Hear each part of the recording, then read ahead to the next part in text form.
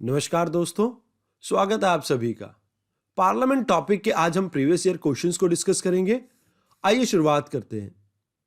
देखिए, पहला क्वेश्चन है आपका, which of the following is or are function and functions of cabinet secretariat.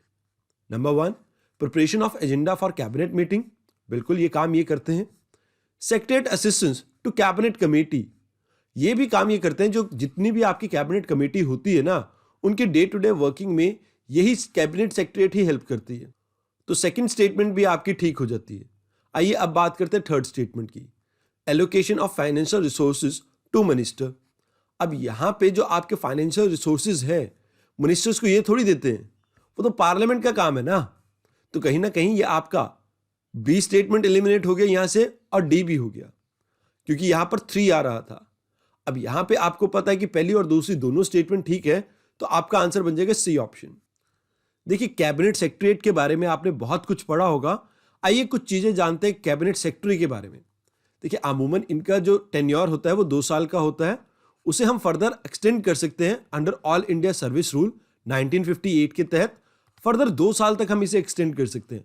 मतलब टोटल कितना हो गया, 4 साल।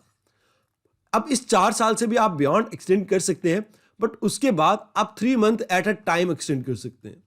तो ये चीज बहुत इंपॉर्टेंट थी आपको जानने के लिए। कई बार इससे रिलेटेड अगर कोई क्वेश्चन आए तो आपको ऑप्शन एलिमिनेशन में मदद कर सकते हैं। Consider the following statement, the Rajya Sabha has no power either to reject or to amend money bill. Rajya Sabha can not vote on demand for grant. The Rajya Sabha can not discuss the annual financial statement. अब यहां पर आपसे correct option choose करने के लिए बोला है। अब क्या आपको यह पता है कि आपकी जो राज्यसभा है वो आपके बजट को डिस्कस कर सकती है या नहीं? एक चीज बताइए, क्या राज्यसभा आपके बजट के ऊपर डिस्कशन करने के बाद कई बार अपने सजेशन नहीं देती? क्या देती है? तो आपकी थर्ड स्टेटमेंट एलिमिनेट होगी, मतलब ये थर्ड स्टेटमेंट गलत होगी। अब अगर थर्ड स्टेटमेंट गलत है तो हम 50-50 की चॉइस पे आ चुके हैं। मतलब या तो ऑप्शन ए है या बी। अब यहां पे आप एक चीज देखिए, Rajya Sabha has no power either to reject or amend money bill. अब यहां पे इन दोनों केसेस में ये आपकी फर्स्ट स्टेटमेंट ठीक है। बस आपको ये देखना है कि ये सेकंड स्टेटमेंट ठीक है या नहीं।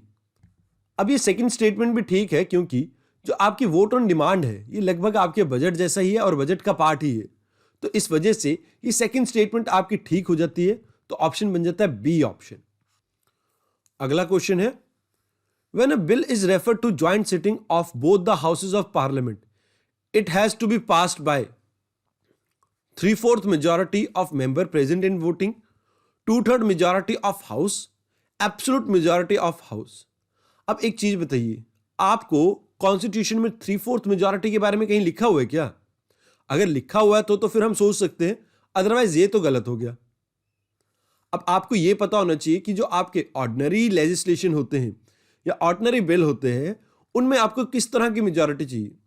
अगर वहां पर आपको स्पेशल मेजोरिटी चाहिए तो ये स्टेटमेंट के बारे में आप सोच लीजिए। अब अगर ये कॉन्स्टिट्यूशनल अमेंडमेंट नहीं है आपका, यहां पे आपको इस तरह की मेजॉरिटी नहीं चाहिए, तो ये पार्ट भी आपका गलत हो जाता है। अब आपको डाउट होगा ए और डी के बीच में। देखिए, एब्सोल्यूट मेजॉरिटी तो हम कुछ ही केसेस में देखते हैं। जैसे अगर हमें रिमूवल करना हो स्पीकर का, तो उस केस में हम एब्सोल्यूट मेजॉरिटी को देखते हैं, और उस केस में आपकी ज्वाइंट सेटिंग नहीं होती। तो यहां पे आपका डी ऑप्शन भी गलत हो जाता है और आंसर बनता है ऑप्शन ए ओनली। आपको यह पता हो कि किस तरह की मेजॉरिटी कहां यूज हो सकती है, तो आपको यह चीज सॉल्व करने में आसानी हो सकती थी।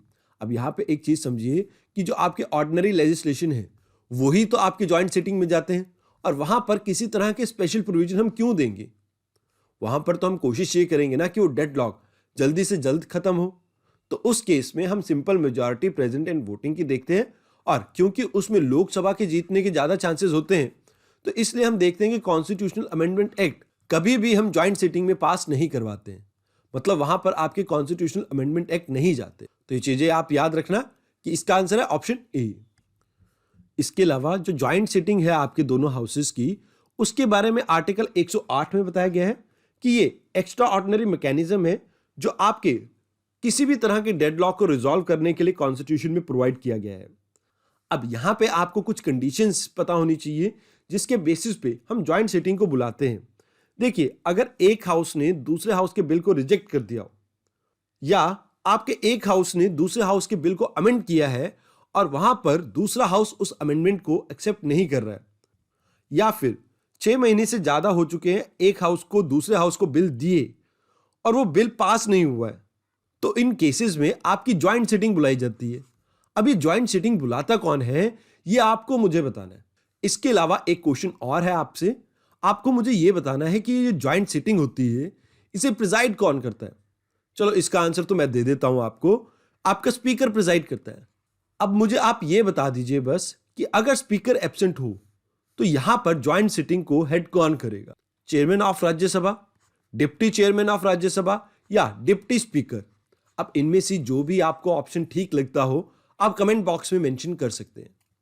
Parliament of India acquire power to legislate on any item of state list in the national interest if a resolution to that effect is passed by, पहला ऑप्शन है आपके पास Lok Sabha by simple majority of total membership, दूसरा option है लोकसभा आपके पास majority हो not less than 2/3, उसके बाद राज्यसभा सिंपल मेजॉरिटी के साथ, और फिर आपकी Rajya Sabha with majority not less than 2/3 of member.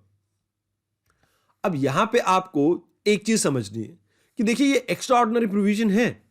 अगर ये एक्स्ट्रा ऑर्डिनरी प्रोविजन है तो इसमें सिंपल मेजॉरिटी तो कोई काम की है नहीं, तो यहां पे हम ए ऑप्शन यानी कि लोकसभा की सिंपल मेजॉरिटी और राज्यसभा की सिंपल मेजॉरिटी यानी सी ऑप्शन, इन दोनों को एलिमिनेट करते हैं। अब यहां पे आपको यह देखना है कि ऑप्शन बी ठीक है या डी। अब यहां पे आपको यह पता होना चाहिए कि लोकसभा और राज्यसभा में से कौन सी स्टेट को रिप्रेजेंट करती है।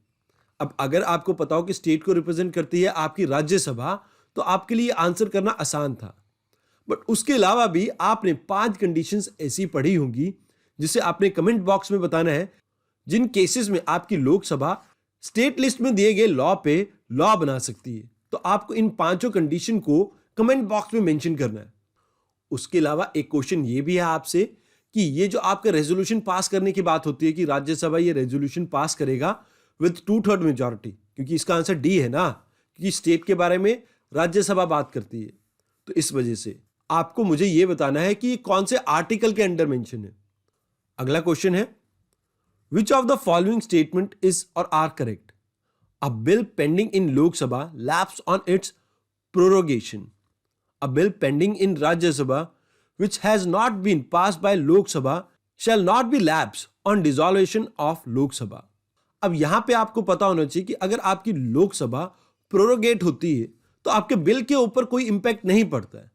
अगर ऐसा है तो आपकी फर्स्ट स्टेटमेंट तो गलत होगी ना, तो यानी ए ऑप्शन एलिमिनेट और आपका सी ऑप्शन एलिमिनेट। अब यहां पे आपके पास बी और डी ऑप्शन बचते हैं। अब यहां पे कहा गया है कि जो भी बिल आपके राज्यसभा में पेंडिंग है, क्योंकि अभी वो लोकसभा में नहीं गए, क्योंकि लोकसभा में आप किसी भी चीज को हाथ लगाते हैं तो वो मर जाती है। मतलब इन द सेंस मैं ये कहना चाहता हूं कि अगर बिल लोकसभा में पहुंच गया, वहां से पास हो रखा है, तो वहां पर वो लैप्स हो जाएगा जैसे ही आपकी लोकसभा डिसॉल्व होती है। बट यहां पे ये बिल राज्यसभा में पेंडिंग है और लोकसभा में इसको ले जाया नहीं गया, तो इस केस में ये बिल बना रहेगा और आपकी सेकंड स्टेटमेंट बिल्कुल ठीक हो जाती है। तो इसका आंसर बनता है बी ऑप्शन। अब यहां पे आपसे एक क्वेश्चन है, आपको मुझे उन केसेस के बारे में बताना है जब आपके बिल लैप्स नहीं होते। मतलब अगर आपकी लोकसभा डिसॉल्व हो जाए, किन केसेस में आपके बिल डिसॉल्व नहीं होते, आपको उनको मेंशन करना है कमेंट बॉक्स में। For election of Lok Sabha a nomination paper can be filed by anyone residing in India. अरे भैया ऐसा होता तो अगर कोई नेपाल से है, भूटान से है, या चाइना से है, या पाकिस्तान से भाग के आया है, तो वो भी तो भर सकता था ना। रिजाइडिंग तो कोई कंडीशन नहीं हुई, तो पहली स्टेटमेंट आपकी गलत। A residence of constituency from which election is to be contested, अब ये भी गलत बात है। क्या वाराणसी से ही आपके प्रधानमंत्री मोदी जी? अगर ऐसा है तो ये बात स्टेटमेंट ठीक हो जाती, बट अगर ऐसा नहीं है तो ये स्टेटमेंट बिल्कुल गलत है और आपके पास अब 2 ऑप्शन बचते हैं, सी और D. Any citizen of India whose name appear in the electoral roll of constituency। चलो इसे देख लेते हैं। अब अगला है एनी सिटीजन ऑफ इंडिया। अब यहां पे अगर आपको इसमें थोड़ा कंफ्यूजन थी भी, तो आप लास्ट स्टेटमेंट देखिए, एनी सिटीजन ऑफ इंडिया। अब मान लीजिए अगर कोई रिक्वायर्ड एज से कम है, वो भी तो सिटीजन होगा ना इंडिया का। अब अगर वो सिटीजन है तो कहीं ना कहीं ये आपकी जो स्टेटमेंट है ये गलत हो गई, तो आप डी को भी एलिमिनेट कीजिए। अब यहां पर मेरा आपसे एक क्वेश्चन है कि एमपी बनने के लिए आपको कितनी एज की रिक्वायरमेंट होती है, मतलब what is the minimum age जिस पे आप एमपी बन सकते हैं। अब क्योंकि आपका डी ऑप्शन भी एलिमिनेट हो चुका है तो आपके पास आंसर क्या बचता है, सी ऑप्शन।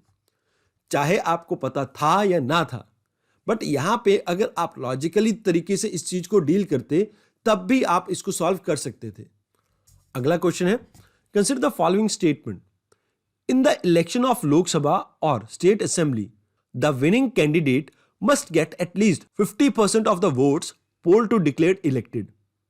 अब मुझे यहां पे आप एक चीज बताइए कि जब बीजेपी गवर्नमेंट सेंटर में आई थी या आपकी कांग्रेस गवर्नमेंट उससे पहले जब सेंटर में आई थी, तो क्या वहां पर हर कैंडिडेट को 50% वोट मिले थे क्या? अब अगर ऐसा है तो ये स्टेटमेंट बिल्कुल ठीक हो जाती। लेकिन भारत में क्या है, हम देखते हैं फर्स्ट पास द पोस्ट। मतलब अब इसे समझाने के लिए मैं आपको एक एग्जांपल देता हूं। मान लीजिए 100 लोगों ने वोट किया है। अब 100 में से 40 ने एक को वोट किए हैं, 30 ने दूसरे को, 29 ने तीसरे को। अब यहां पे एक वोट आपका बर्बाद हो चुका है, मान लीजिए किसी कारण से वो खराब हो गया। अब यहां पे जो आपके ये 3 कैंडिडेट हैं, इनमें से किसी के पास मेजॉरिटी नहीं आई है, मतलब 50% तो किसी को नहीं मिला। बट इंडिया में क्या है, अब इन तीनों में से जिसके पास हाईएस्ट नंबर ऑफ वोट जाता है इंडिया में, उसे ही कह देते हैं हम विनर, और इसी को कहा जाता है first pass the post system. तो यहां पे इंडिया में ऐसा नहीं होता है, तो आपका फर्स्ट स्टेटमेंट गलत हो गया। आपके पास ऑप्शन बी और डी बचता है। According to provision let down in the constitution of India, in Lok Sabha the speaker post goes to the majority party and deputy speaker's post to the opposition। अब यहां पे कॉन्स्टिट्यूशन की बात की गई है, वैसे अमूमन होता तो यही है, बट कॉन्स्टिट्यूशन के प्रोविजन के अकॉर्डिंग नहीं, क्योंकि काफी साल तक तो डिप्टी स्पीकर की पोस्ट भी आपकी मेजॉरिटी पार्टी ही लेके जाती थी। अब हम ये ट्रेंड देखते हैं कि जो मेजॉरिटी पार्टी है उसके बाद जिसके पास सेकंड हाईएस्ट सीट्स होती है उसके पास जाती है आपकी डिप्टी स्पीकर की पोस्ट। तो इस वजह से यहां पे आपकी सेकंड स्टेटमेंट भी गलत हो जाती है और आंसर बन जाता है नाइदर 1 नॉर 2, बिकॉज ये प्रोविजन आपके कॉन्स्टिट्यूशन में मेंशन नहीं है। अगला क्वेश्चन है, the president of India exercise control over the function of council of minister through. अब यहां पे ये बहुत इजी क्वेश्चन है, आपको ये बताना है कि काउंसिल ऑफ मिनिस्टर के ऊपर आपकी पार्लियामेंट कैसे कंट्रोल एक्सरसाइज करती है। तो यहां पे आपको पता होना चाहिए एडजॉर्नमेंट मोशन, क्वेश्चन आर और सप्लीमेंट्री क्वेश्चंस, इन तीनों के ही थ्रू आप कंट्रोल करते हैं काउंसिल ऑफ मिनिस्टर्स को। अब बात करी जाए सबसे पहले कि एडजॉर्नमेंट मोशन क्या होता है, तो यहां पे आपको पता होना चाहिए कि जब कोई अर्जेंट पब्लिक मैटर होता है तो उस पे पार्लियामेंट का ध्यान लाने के लिए, या आप कह सकते हैं कि हाउस का ध्यान लाने के लिए हम एडजॉर्नमेंट मोशन का यूज करते हैं। अब जो ये क्वेश्चन आर है, ये आपका पहला आर होता है जैसे ही सिटिंग स्टार्ट होती है, मतलब जैसे ही सेशन स्टार्ट हुआ आपके पार्लियामेंट का, तो पहला आर होता है क्वेश्चन आर का। यहां पर आपके जो मेंबर्स हैं वो स्टार्ट अनस्टार्ट क्वेश्चन पूछ सकते हैं आपके मिनिस्टर्स से। तो इस तरह के क्वेश्चंस के लिए आपका क्वेश्चन आर है। अब आपके क्वेश्चन आर में 3 तरह के क्वेश्चंस होते हैं, एक होता है स्टार्ट क्वेश्चन, अनस्टार्ट और शॉर्ट नोटिस क्वेश्चन। अब इन तीनों के बारे में आपको मुझे बताना है कमेंट बॉक्स में। उसके अलावा ये सप्लीमेंट्री क्वेश्चन आपके, जैसे आपने एक क्वेश्चन पूछा तो उसके बाद आप एक और क्वेश्चन पूछना चाहते हैं सेम मैटर पे थोड़ी और क्लैरिटी के लिए, दैट इज सप्लीमेंट्री क्वेश्चन। अब ये तीनों ही स्टेटमेंट ठीक हो गई ना, क्योंकि यहां पर आप कहीं ना कहीं कंट्रोल करने की कोशिश कर रहे हैं काउंसिल ऑफ मिनिस्टर को। अगला क्वेश्चन है, with the reference to parliament of India consider the following statement. A private member bill is a bill presented by a member of parliament who is not elected but only nominated by the parliament। भैया क्या गजब बात कर रहे हो, ये तो गलत हो गया ना। ऐसा क्यों? क्योंकि देखिए प्राइवेट मेंबर आपके वो होते हैं जो मिनिस्टर्स नहीं होते। मिनिस्टर्स के अलावा जो भी मेंबर है आपके लोकसभा या राज्यसभा के, वो हो जाते हैं आपके प्राइवेट मेंबर। तो ये स्टेटमेंट तो गलत होगी ना। तो यहां पे आप ऑप्शन ए और बी को एलिमिनेट कर सकते हैं। अब यहां पे दूसरी स्टेटमेंट क्या है, recently a private member bill has been passed in the Parliament of India for the first time in the history। वैसे तो शायद इस समय ट्रांसजेंडर बिल को आपको पारित किया गया था और जो कि एक प्राइवेट मेंबर बिल था। बट यहां पे आपकी सेकंड स्टेटमेंट भी गलत थी, क्योंकि वो पहली बार नहीं हुआ था, उससे पहले भी ये हो चुका है। अब आपको मुझे ये बताना है कि कितनी बार पार्लियामेंट में आपकी प्राइवेट मेंबर बिल पास हुए। अब इसका जवाब आप कमेंट बॉक्स में दे सकते हैं। अब क्योंकि आपकी सेकंड स्टेटमेंट भी गलत है, तो आंसर बन जाता है नाइदर वन नॉर टू। आज का last question, consider the following statement. In the first Lok Sabha the single largest party in the opposition was Swatantra party. अब देखिए, इस स्टेटमेंट के बारे में अगर आपने पोस्ट इंडिपेंडेंस में पढ़ा हो तो शायद आपको पता हो, अदरवाइज तो नहीं। In the Lok Sabha leader of opposition was recognised for the first time in 1969। Third statement है, in the Lok Sabha if the party does not have minimum 75 members it leader can not be recognised as leader of opposition. अब यहां पे आपको यह पता होना चाहिए कि 10% चाहिए होता है आपको, और 10% 75 तो नहीं हो सकता। अब अगर आपको सिर्फ ये स्टेटमेंट पता थी ना, तो आप इस क्वेश्चन को सॉल्व कर सकते थे, क्योंकि बाकी चीजों के बारे में अगर मैं कहूं कि आप सब जानते होंगे तो आपको नहीं पता होगा। अगर आपने पढ़ा हो तो शायद आपको पता हो, बट अगर आपने इनके बारे में कभी नहीं पढ़ा है तो आपको पता होगा भी नहीं। इस केस में यूपीएससी आपसे सिर्फ इतना ही चाहती थी कि आपको यह पता हो कि लीडर ऑफ ऑपोजिशन को कब और कैसे सिलेक्ट करते हैं। तो अगर आपको यह पता होता कि आप थर्ड स्टेटमेंट को एलिमिनेट कर सकते हैं, तो ऑप्शन ए, सी और डी तीनों ही एलिमिनेट हो गए, और आपका आंसर क्या बनता है? बी ऑप्शन, यानी कि स्वतंत्र पार्टी आपकी सिंगल लार्जेस्ट पार्टी नहीं थी फर्स्ट लोकसभा में। अब यहां से ये स्टेटमेंट क्लियर हो गई, और दूसरी स्टेटमेंट क्या क्लियर हुई? लीडर ऑफ ऑपोजिशन का कॉन्सेप्ट, यानी उसे रिकॉग्नाइज करने का कॉन्सेप्ट 1969 में पहली बार आया था। तो यहां पे आप इन दोनों चीजों को याद रख सकते हैं कि आपको लीडर ऑफ ऑपोजिशन बनने के लिए आपको 10% सीट की जरूरत होती है। उसके अलावा लीडर ऑफ ऑपोजिशन 1969 में पहली बार रिकॉग्नाइज किया गया था। तो आज की वीडियो में इतना ही। धन्यवाद।